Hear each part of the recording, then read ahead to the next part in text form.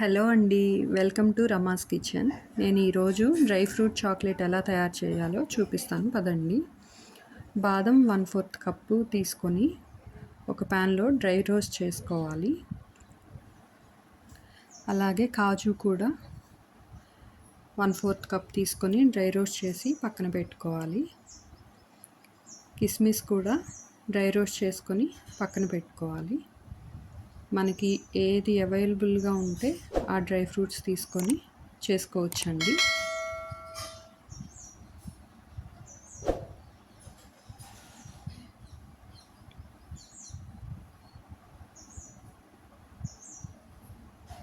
వీటిని చిన్న చిన్న పీసెస్గా కట్ చేసుకొని పక్కన ఉంచుకోవాలి.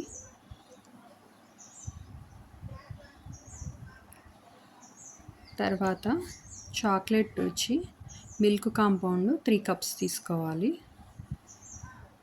3 కప్స్ తీసుకొని ఫైన్గా గ్రేట్ చేసుకొని యాడ్ చేసుకోవాలి.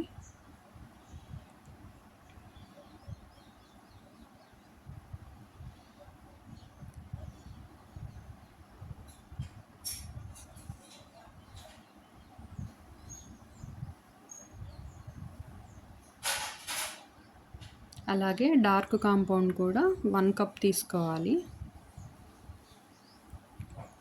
ఫైన్గా చాప్ చేసుకొని కంటైనర్లో యాడ్ చేసుకోవాలి.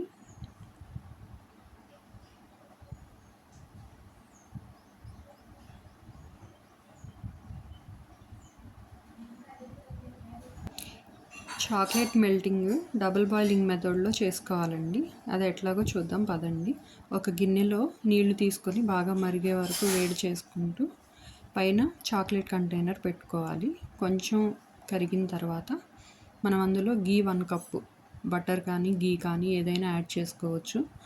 1 కప్ యాడ్ చేసుకొని మంచిగా కలుపుకుంటూ మెల్ట్ చేసుకోవాలి.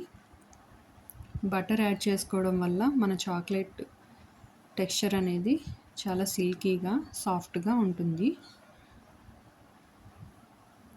టేస్ట్ కూడా చాలా బాగుంటుందండి.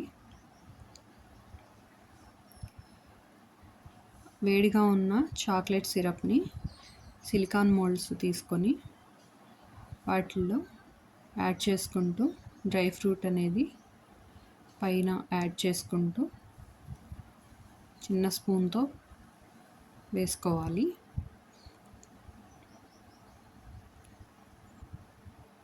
ఈ డ్రై ఫ్రూట్ వేసుకున్న తర్వాత వాటిని కవర్ చేస్తూ పైన చాక్లెట్ వేసుకోవాలి. మొత్తం వేసుకున్న తర్వాత ఒక 15 to 20 మినిట్స్ రిఫ్రిజిరేటర్లో పెట్టుకొని తీసుకోవాలి.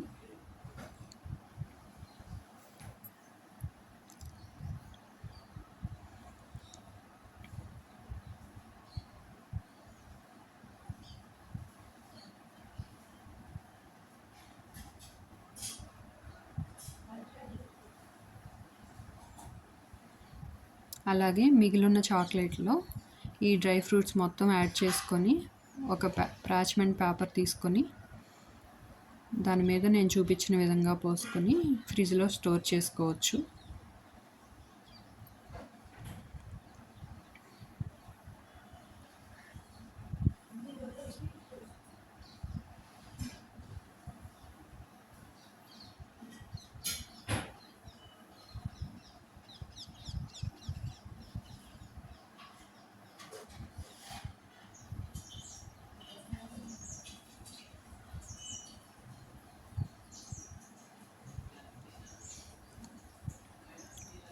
ఒక 20 మినిట్స్ తర్వాత చాక్లెట్ ఎలా గట్టి పడిపోతుందండి. దీన్ని ఒక ప్లేట్లోకి తీసుకొని కలర్ పేపర్స్లో ర్యాప్ చేసుకోవచ్చు. ర్యాపర్స్ స్టోర్లో దొరుకుతాయండి. నేను చూపించిన విధంగా ర్యాప్ చేసుకోవాలి.